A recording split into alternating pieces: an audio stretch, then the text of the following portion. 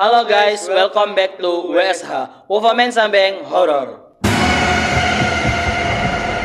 Oke, film yang akan kita review judulnya adalah Waktu Maghrib. Oke, langsung saja tanpa berlama-lama, mari kita review filmnya.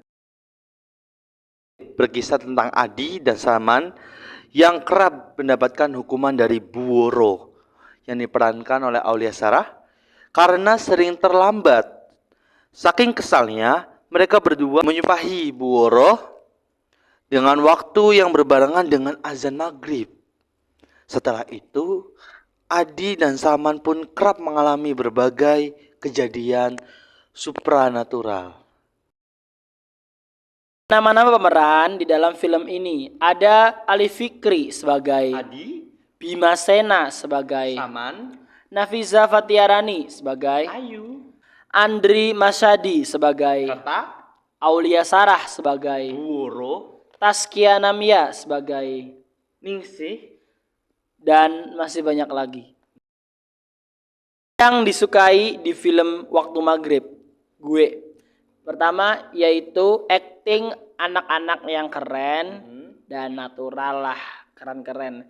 Acting mereka, terutama nih acting Ayu pas ketakutan itu udah best karena pas dia ketakutan bertemu Pak Karta yaitu pamannya sendiri yang orang gila lah. Dia tuh ya mukanya bener-bener meyakinkan bahwa dia tuh takut, ya bukan takut ke setan ya, takut ke manusia atau pamannya sendiri yang galak kayak gitu. Itu yang nyuruh pulang tuh pas maghrib itu. Terus actingnya si Saman pas Bu Woronya meninggal mati pas udah dikafani dia sini. Dia kan kayak nangis ya enggak, seneng ya enggak, kayak campur aduk pikirannya. Iya sih dia tuh berharap Bu Woro tuh mati pas sumpah di waktu maghrib itu. Tapi kan tetap aja yang namanya anak kecil ya. Anak kecil kan ya takut mayat lah dan dia juga berpikir apakah Ibu Woro mati karena ucapannya dan sebagainya. Nah, ekspresi si Saman itu wah keren. Mukanya tuh kayak gitu. Nangisnya enggak, sedih enggak, seneng enggak, jadi ya bimbang tuh. Terus kan dia tuh ngelihat mayatnya Bu Woro terus biasalah jam scare dan segala macam. Tuh. Oke, kalau menurut gue sih yang disukai dari film ini, yang itu pertama ya, mungkin film ini mengusung suasana pada zaman dahulu sih. Mitos juga. Ya, jadi bukan untuk pada zaman sekarang, tapi kayak zaman dulu ya, tahun 1900-an gitu ya. Tapi yang pas di Batu Nisan Saman meninggal, latarnya itu 2002. Oh iya, mungkin ya mau masuk tahun ke 2000-an. Mau modern tapi ya masih gitu ya. Nah, kan di situ juga nggak ada HP gitu, Terpencil di sana terpencil. juga, ada hutan. Nah, nuansanya sih dapet, apa namanya tuh kayak zaman dahulunya tuh udah bagus sih. Terus kehidupan desanya juga meyakinkan ya, banyak warga, nggak sepi-sepi banget nih. Terus disukai juga ini pemerannya anak kecil semua, rata-rata itu udah bagus sih. Bisa acting tuh. Kan rata-rata kalau film horor tuh orang dewasa lagi. Ini coba kalau kali ini sih anak kecil yang memerankannya itu. Ya potensi lah biar nanti ke depan. Itu keren banget sih. Oke, hal yang kurang disukai dari film ini. Lo dulu Tra. Gue yang nggak disukai dari film ini tuh mungkin ke arah jalannya ceritanya sih. Betul. Ya kan? Jadi ya emang sih banyak adegannya dipotong, ntar ada plot twist, bukan plot twist sih. Jadi kejadiannya tuh udah terjadi, ntar diulang lagi gitu ceritanya. Contohnya apa ya? Jadi membuat penonton tuh berpikir sih, ini mau ngapain sih gitu. Oh, jadi maksudnya kayak tujuan dari setiap tokoh itu apa, tujuannya tuh ya, atau motifnya tuh mau ngapain tuh, kita juga bingung. Ya bener, bingung gitu. Udah sih gitu aja. Kalau menurut lo apa, Ham? Film ini tuh ada menurut gue kurang suka, yaitu ada salah satu tokoh atau beberapa ya yang nggak berguna di film ini atau kelanjutannya tuh tidak diceritakan. Seperti mbahnya si Saman yang stroke tuh. Gue kira dia tuh akan berpengaruh di film ke akhir, ke ending atau selanjutnya lah.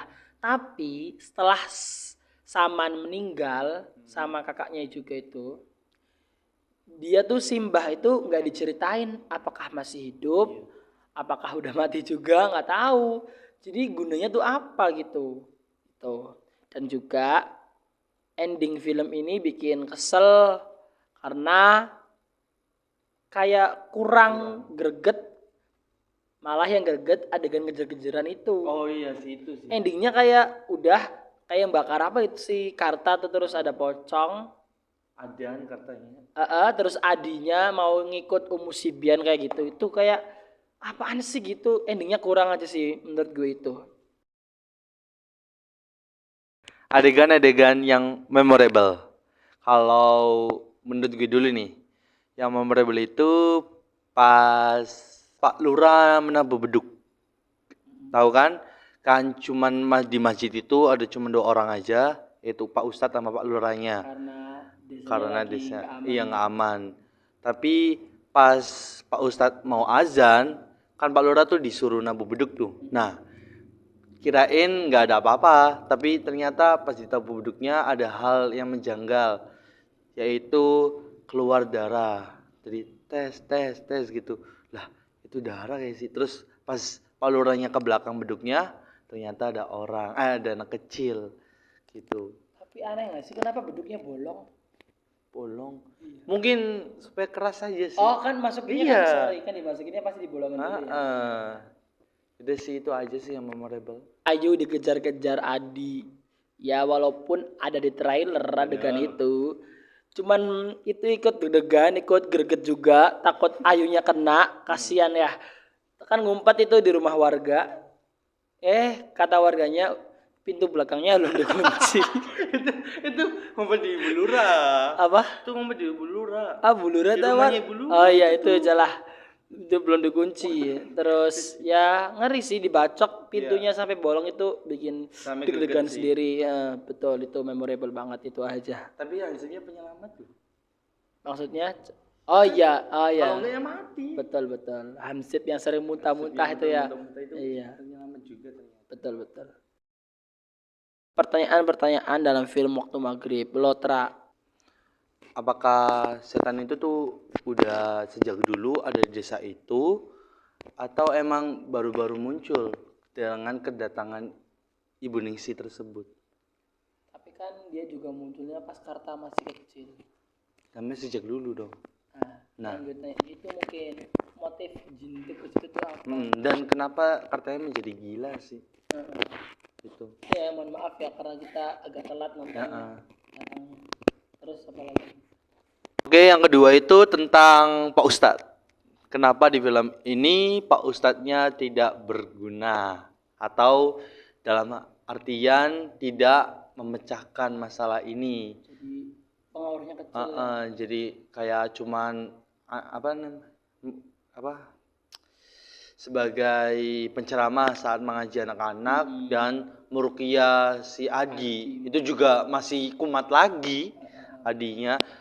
Terus kenapa Pak Ustadznya nggak mikir gitu ada jin gitu, apa ntar supaya ada pengajian kayak apa gitu yang mengetahui biasanya nah jin-jin kayak gitu kan Ustadz kenapa di Karta tuh ya mungkin ini film ini untuk Karta balas dendam dengan si Umusibian itu sih ya. Tapi kenapa Pak Ustadznya nggak digunain gitu kan ahli agama gitu. Lanjut, kalau menurut lo sih? Kalau menurut gue hal yang bikin bingung itu kenapa film ini tuh kan tokoh utama kan 3 bocil itu Saman, Adi sama Ayu. Tapi pas bagian ending ya penyelesaian masalahnya lah itu malah Karta yang disorot atau emang karena Karta kunci pas adegan awal pas dia kecil. Tapi kalau gitu ya kita ngelihatnya tuh agak gimana ya? Karena kan dari awal kita kayak ditampilkan ya kelakuan si Saman, Adi kayak gitu. Ayu juga pas di sekolah bahwa Ayu nih rajin, anak sayangnya Bu Woro. Mereka berdua itu ya bandel, suka telat. Tapi ternyata ya Samannya aja mati. Gue juga pas Saman mati tuh kayak udah ya kenapa mati kayak gitu. Udah kayak beda tuh suasana filmnya. Gitu. Tapi ya diselamatkan dengan adegan lari-lari Adi ngejar Ayu itu sebenarnya si Ibu Ningsih nih yang jinnya nih. Dia tuh kan ngaku ke Ayu ya pas ya sore-sore lah pas ke rumah Ayu tuh. Pas jenguk ya. Oh iya Ayu sakit.